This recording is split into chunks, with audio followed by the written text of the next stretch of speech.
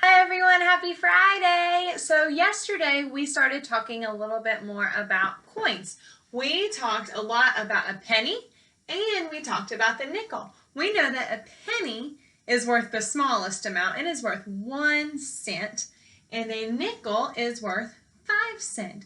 So today we're going to talk more about a dime and a quarter. So we talked a lot about dimes when we were talking about place value, because dimes are worth 10 cents.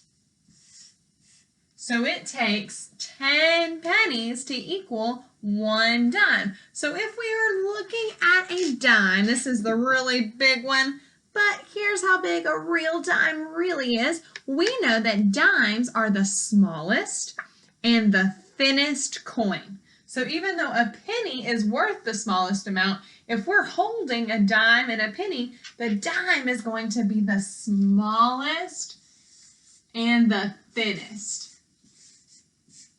Smallest and thinnest. And instead of writing out the full word for and, I just put a little and symbol right there. I think you guys will think that's okay. So the president who is on the dime is Franklin Roosevelt. Franklin Roosevelt is the only president who was president for 4 terms. That means he was president for the first term, and then people voted for him to be president again 3 more times. So Franklin Roosevelt is on the front. And just like with all of our coins, we can also see "In God We Trust" on the front, and we can see the date that the dime was made. So if we look at my big dime that I have, 1989. But if I look at my real dime, and remember dimes are the smallest, so I have to look really, really closely. This dime was made in 1989, so this dime is actually older than I am. On the back of a dime, you can see where it says United States of America. It says 1 dime. It has E pluribus unum, that motto that we talked about. And then it has 3 other things on the back. It has an olive branch, which is like a symbol of peace. It has a torch, and it has an oak branch. So it has an olive branch,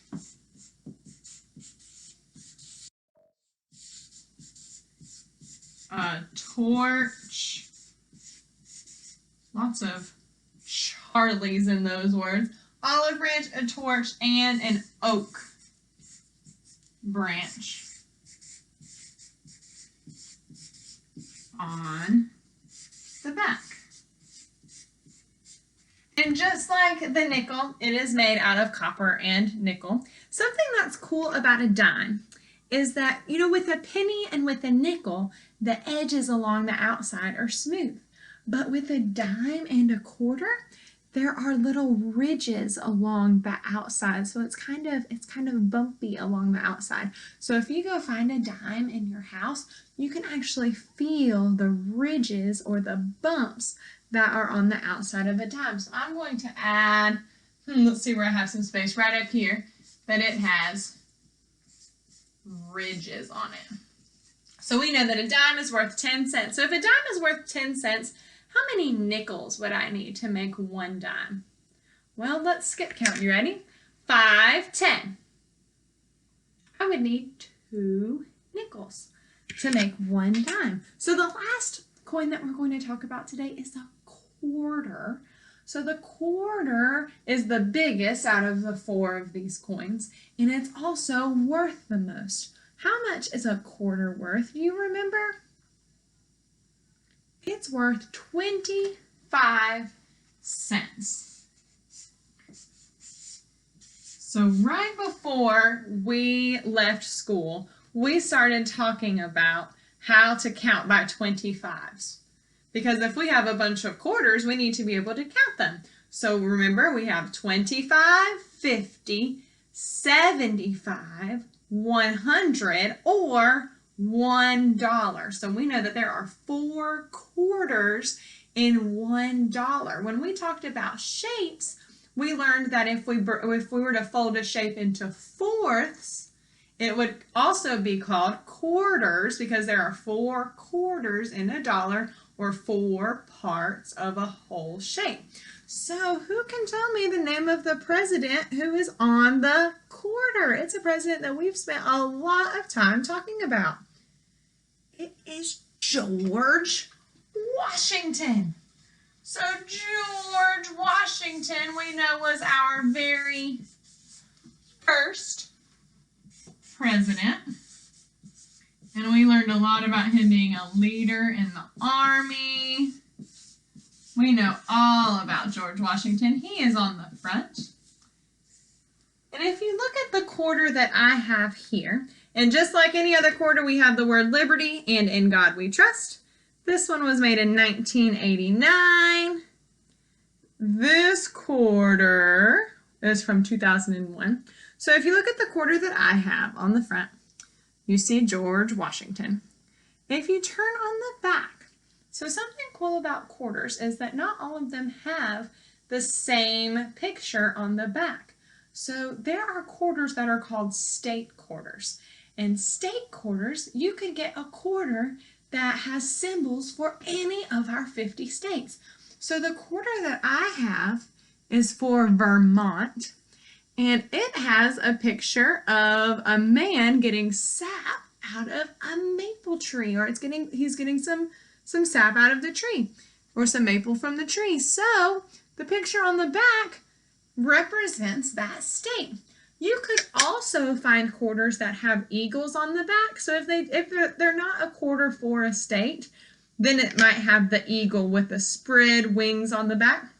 So we can have lots of things on the back of quarters. But you're usually going to see an eagle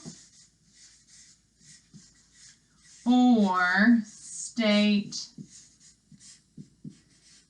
symbols. And some people who like to collect coins, they try to collect 1 quarter with every state on the back. So my dad actually collects quarters, and he has a quarter from every single state. So he has a quarter that has a North Carolina picture on the back of it. He has a quarter with a California picture on the back of it, with a New York, or with a Vermont, or with a Georgia. I know that some of you have family in Georgia.